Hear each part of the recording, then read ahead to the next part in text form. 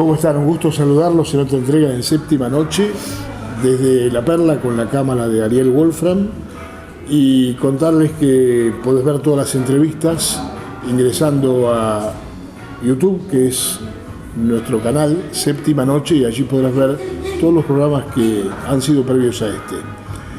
Hoy vamos a conversar con una maestra de danza con una trayectoria realmente muy importante en la ciudad, heredera posiblemente de un notable director de danzas clásicas que hubo en la ciudad, como lo fue Ismael Jaca. Ella es Nora Solfanelli, le agradecemos mucho la visita. ¿Cómo estás, Nora? Muy bien, buenos días. No, gracias a vos por invitarme. Bueno, tu vida pasa por la música y también por el olor a tinta.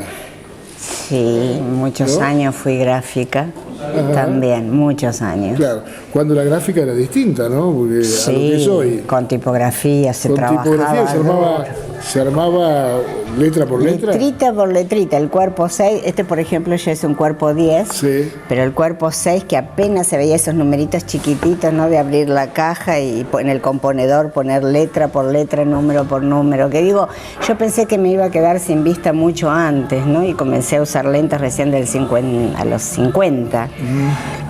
Porque te desgasta la vista muchísimo. Y después está la titulera, que son las letras más grandes, ¿no? Exacto. Desde el cuerpo 6 a las grandotas de madera para los afiches. Sí, se trabajaba muy duro. Mi promedio de trabajo no bajaba de las 14 horas diarias. Mi promedio. 14 horas diarias. Y hubo épocas que llegaba a las 20. ¿Eso en tu casa? En mi casa. Trabajaba hasta las 2 de la mañana y a las 4:30, 5 ya estaba arriba. ¿Quién te enseñó la profesión? Raúl Correa y Montenegro. Sí. Ellos, antes de ser abogados, sí. Ellos tenían una imprenta que hicieron mucha política con esa imprenta. 2x3 estaba cerrada, custodiada. Yo me acuerdo cuando era muy chiquitita que la tenían el 9 de julio, ajá, al 600 y algo, me parece que era lo de una familia conocida de mi mamá, Bianco. Y yo mis recuerdos de chiquitita era que mi mamá, por ahí hacían reuniones políticas ahí, y yo dormía tirada en el papel, porque nunca levantaban un papel. Así que toda la imprenta era colchón de papel. Ajá. Y yo a veces cuando me aburría o me cansaba de jugar en el papel, me acostaba como un perrito ahí, sí, dormía entre el papel, ¿no? Después ellos se fueron de Tres Arroyos, se fueron a Santa Fe, estudiaron abogacía. Sí. Mi mamá un día los va a visitar después de muchos años, pues ellos tenían ganas de volver a Tres Arroyos. Y mi mamá dice, ¿qué iban a hacer con la imprenta? Porque esa imprenta era la que les daba de comer. Ellos hicieron la carrera con esa imprenta.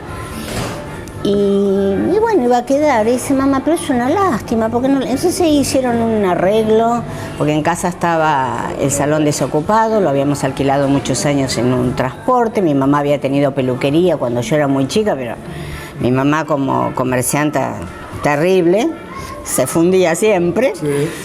Entonces, bueno, mi mamá les cedía el salón, ellos trajeron la imprenta. Y yo como mujer curiosa, que siempre soy, que siempre me interesa aprender de todo, yo ya iba a la escuela técnica y el que más trabajaba de noche era Coco Montenegro. Entonces un día le digo a Coco, quiero aprender. Me dice, bueno, él estaba apurado haciendo una ficha, qué sé yo, se quedaban hasta las 2 de la mañana por ahí trabajando. Y me dice, bueno, lo primero que tenés que hacer es aprender en los tableros, sí, dónde va cada letra, los puntos. Entonces me dice, hacer una cosa, trae un papel. Y me hizo que dibujara los espacios. Y entonces él después me puso las letras, cómo iba. Bueno, aprendete todo eso de memoria. Cuando sepas dónde están las letras, comenzamos a hablar. Ajá. Así que como buena estudiante, como me interesaba y estaba ahí en casa, entonces yo en los ratos libres que ellos no estaban, iba a abrir el cajón y iba mirando. Y hasta que en 1 o 2 días me lo aprendí, entonces dice, bueno, vas a comenzar con el trabajo duro. Dice, ahí hay un componedor, busca dónde están las letras, el cuerpo, que esto que lo otro, me ibas enseñando y me desarmás esa línea y me pones cada cosa en su lugar.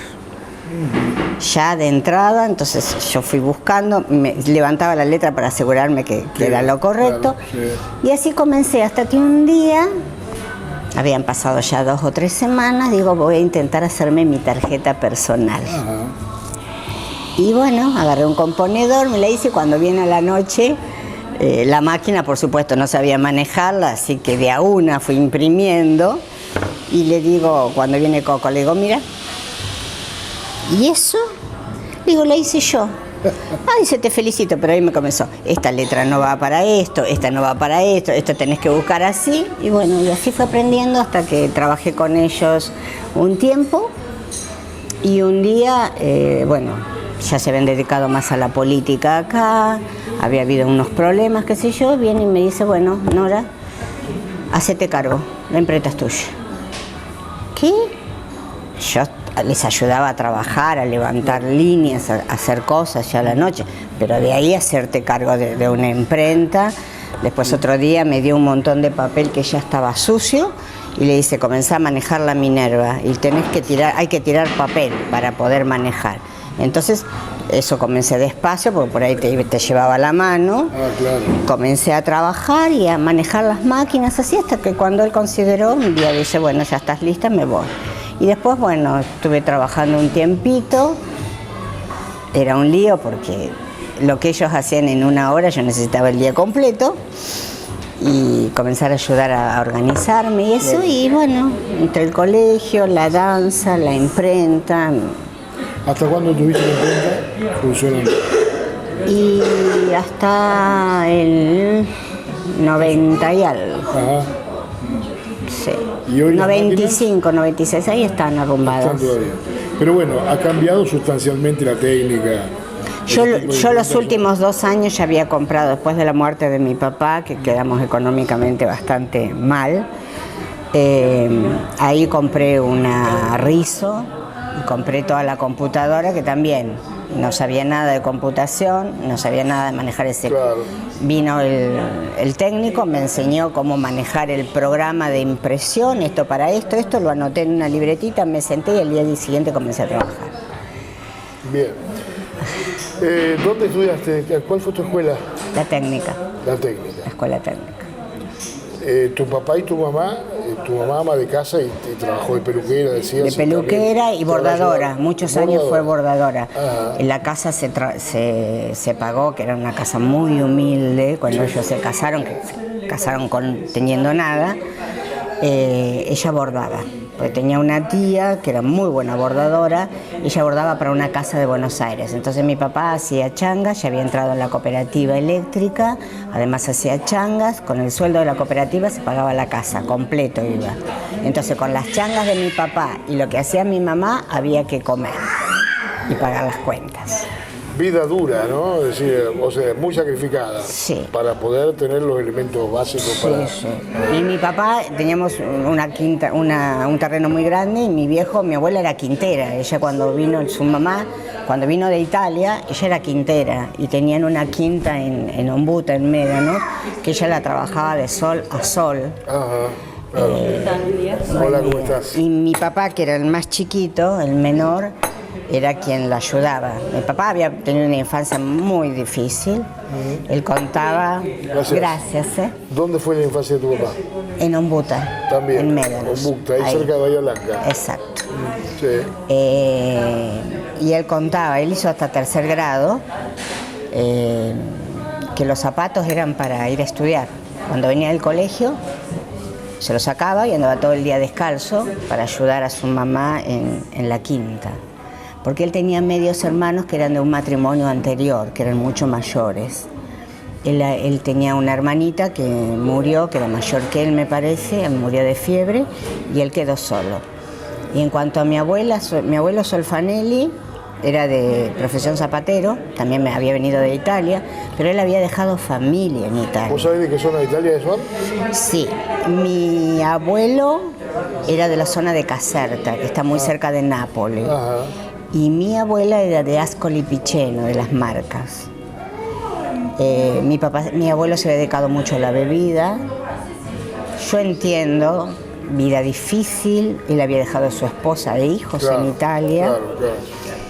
es bastante entendible y bueno, mi abuelo se terminó yendo de la casa, lo echaron los hermanos de mi papá y mi abuela murió cuando mi papá tenía 8 años, así que él quedó casi huérfano y se tuvo que arreglar solo desde muy pequeño.